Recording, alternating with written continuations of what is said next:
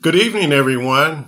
Thank you for joining me. It's KW, the Blue Collar Worker, back at it with a new video. Today's video is going to be about Bob Arum. Lately, I've been hearing a lot of things about Bob Arum. Is he a bad guy or is he a genius? Is he a cheapskate? And why do he let all his good fighters leave him?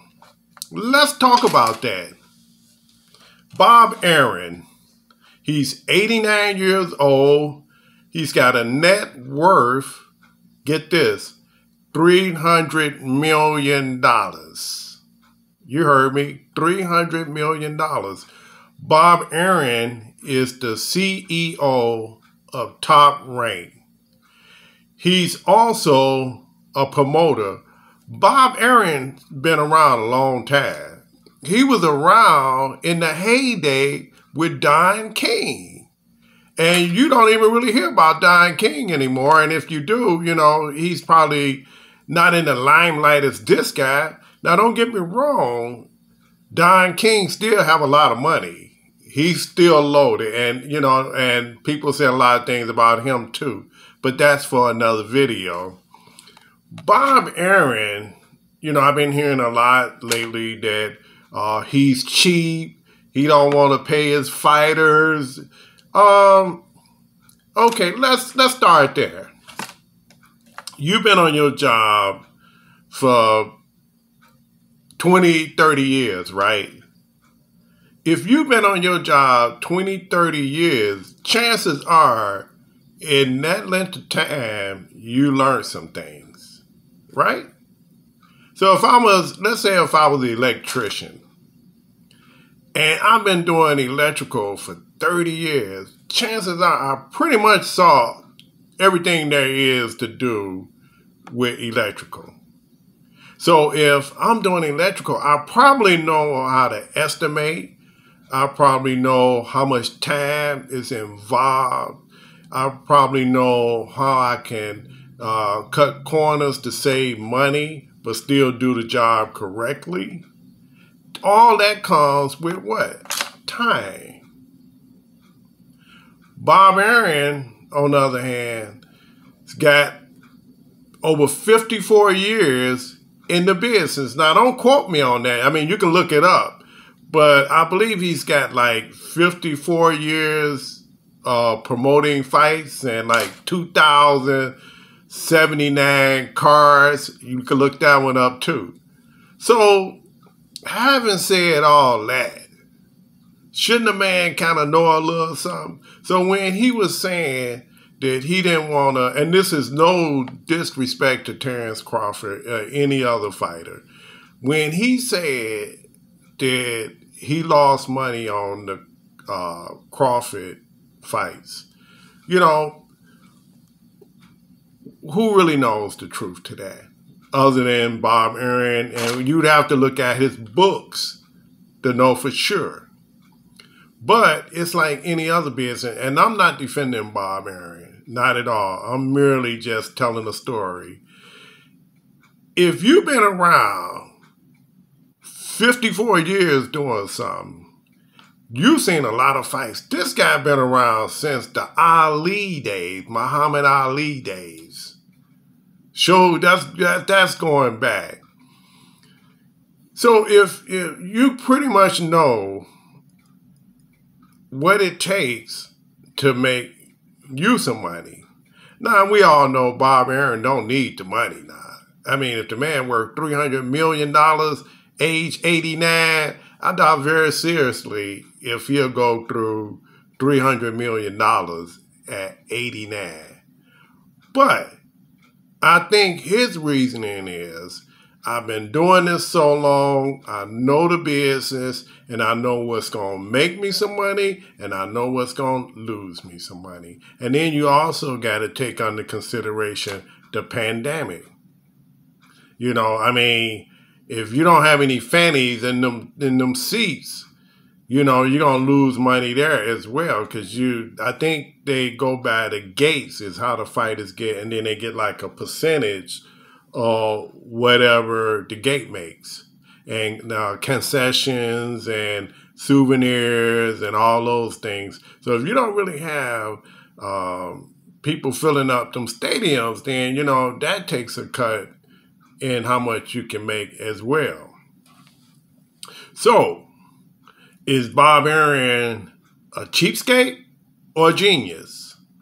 Well, let's look at it this way. Look at all the people, and I can't name them all, but look at all the people that was very successful when they came through Bob Arum's camp. You got Muhammad Ali, Floyd Mayweather, Oscar De La Hoya, Eric Morales, Terrence Crawford, Tyson Fury, Juan Manuel, Teofimo Lopez Jr., Shakur Stevenson, Ryan Garcia, Daniel Dubois, to name a few. It's like a who's who. I mean, think about that. That's a lot of big names. Now, sure, they left him and they went on to do big, big, big and better things. I get that. We're all supposed to do that in life, right? You start somewhere and then eventually you probably outgrow where you are, so you have to move on to bigger and better things. I know I have. I can't name all the jobs I had, but each job I had was better than the job I had at first. So it's a natural thing for the Oscar De La Hoyas to learn from him and start their own promotion business. Floyd Mayweather was the genius at it. I mean, I believe he paid, and don't quote me, I think he paid $700,000 to get out of his contract with Top Rank. And at that time, that was a lot of money. I'm like, wow, he taking a big risk. But Floyd was a genius. He lost $700,000, but made what? $300 million? And then they didn't want to pay him what he felt he was due. So yeah, not all them people I just named, old and new, probably won't stick with Bob Arum their whole entire career. Even Manny Pacquiao left. But he had to be doing something right to get these type of fighters to begin with. I mean, I just named some top people.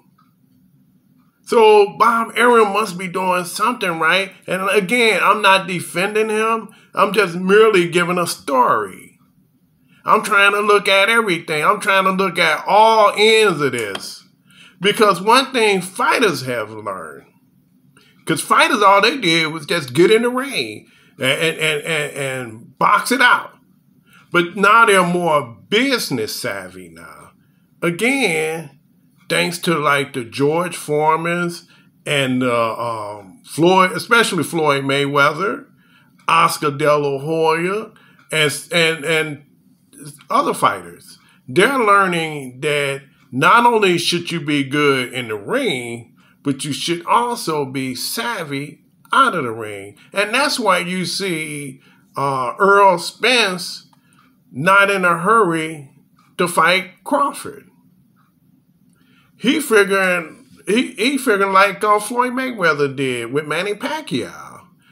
Let that fight marinate and build up, and then put the product out there. And then everybody makes money, because fighters were known to get the short end of the stick.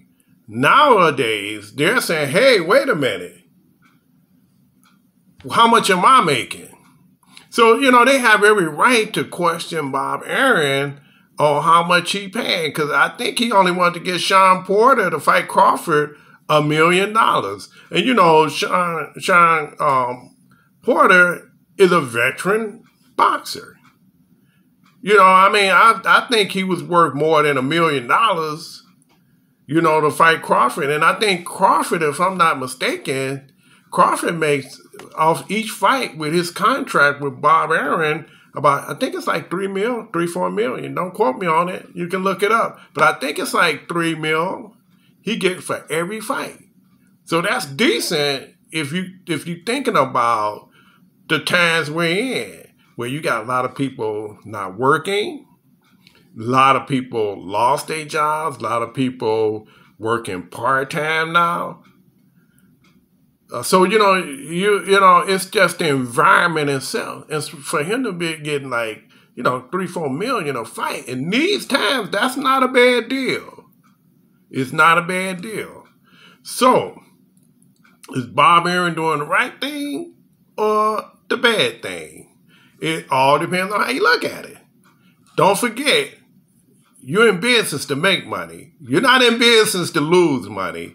I once was in real estate, and you got to look at a couple of my videos back when I talked about how I lost money trying to do the right thing with the tenants, whereas that you're supposed to charge whatever it is so you can make some money. And I learned that later on, that's how that works. So no one's in business to lose money. If you're in business to lose money, you're in trouble because you're in business to make money. And Bob Arum, if he's been around 54 years, he know the game. He know the business. He knows what it takes. He knows the numbers. And he knows what's a viable fight that's going to make the dollars he need, opposed to just losing money, as he said. So, in my opinion, my humble opinion, he's a businessman. He been around 54 years. He got a net worth of $300 million. He's a CEO. He's an attorney. He's a very successful guy. And he know the business. That's no more than any seasoned person that's been doing something for 20, 30 years. You know the business, or you should know the business after all those years. So I'm going to leave it as that. On what you think, leave it in my comment box. Is Bob Arum being too cheap, or is he a savvy businessman? That's it for this one, guys. Again, this is KW, the Blue Collar Worker, back at it with a new video, and I'll see you on my next video. Take care, guys.